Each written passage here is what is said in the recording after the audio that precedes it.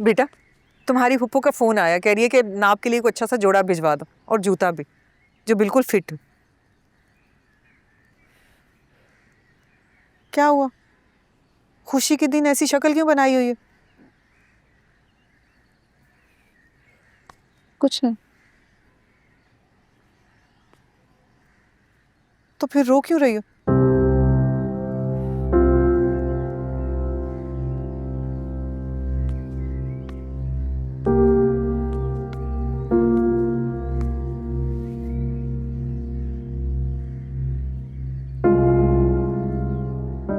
अब इसकी जरूरत नहीं है। होश में तो हो तुम? हाँ, हूँ होश में। क्या हुआ बताओ मुझे। उसने शादी करने से इनकार कर दिया।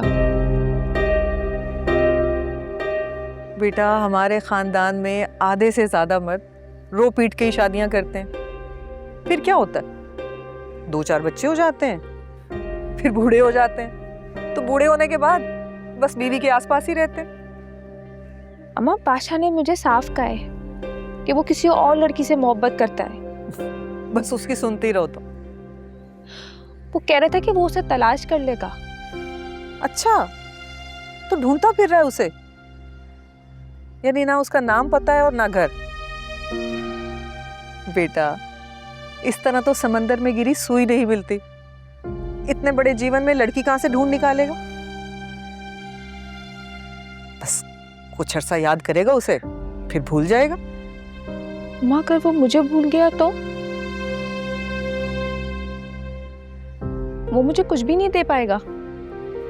क्या फिर मैं भी चाचा की तरह अपनी? अल्लाह ना करे मेरी जान, ऐसा सोचना भी नहीं। तुम्हारा बाप बादशाह को तुम्हारा दूल्हा जरूर बनाएगा।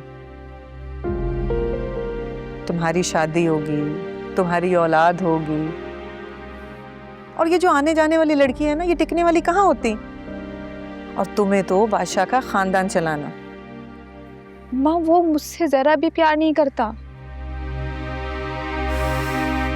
मूर्ख बेटा, इस खानदान में लड़कियों की शादी होना खुशनसीबी वाली बात होती है।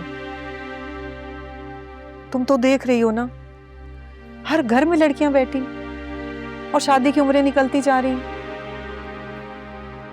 इस खानदान में लड़की की शादी होना किसी मौजे से कम नहीं है। और तुम चली मोहब्बत की फरमाइशें पूरी करना। ये मोहब्बत वब्बत जो है ना, कुछ नहीं होती। असल चीज होती है शादी, वो जो वो तुमसे करेगा। लेकिन वो कह रहा था कि मैं शादी से इनकार कर दूं। क्यों? तुम क्यों शादी से इनकार करोगी? पागल हो क्या? उससे कहो कि मैं अपने बाबा के सामने कुछ नहीं कह सकती। मना करना है तो खुद करे। हाँ, अगर उसने वाकई शादी से इनकार कर दिया तो? इतना आसान नहीं। हर तरफ मिठाई तकसीम हो चुकी और अंगूठी तुम्हारे हाथ में। इनकार करेगा? इनकार की गुंजाइश नहीं अब उसके पास। इस खानदान में एक इनकार हुआ था, खुर्शीद की तरफ से, तुम्हारे चचा के लिए। आज तक बीबी हुजरा किए बैठी। इनकार करेगा? और तुम्हारे चचा ने एक औरत की मोहब्बत में मर के ना सबको बहुत जलील कर दिया था। अब खानदान वालों में टक्कर लेने की हिम्मत नहीं है, ना हम में ना उनमें। और तुम भी ऐसी हरकत करने का कभी सोचना भी नहीं।